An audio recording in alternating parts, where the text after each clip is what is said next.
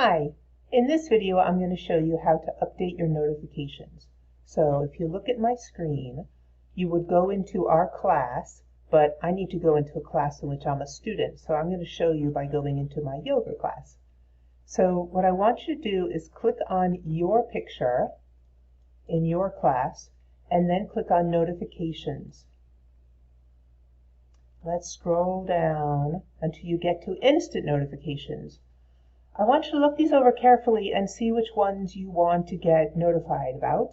My preference is that you please click that you want to get an email notification when there's an announcement or a new announcement, because that's how I'm going to be communicating with you now that we're doing this like virtual stuff. You can see if you want the other stuff. That's really up to you. Content or grades or anything, you can decide. And when you've clicked everything that you're interested in, click Save.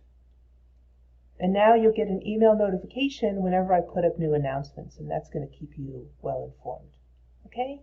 All right. Thanks a lot. See you later.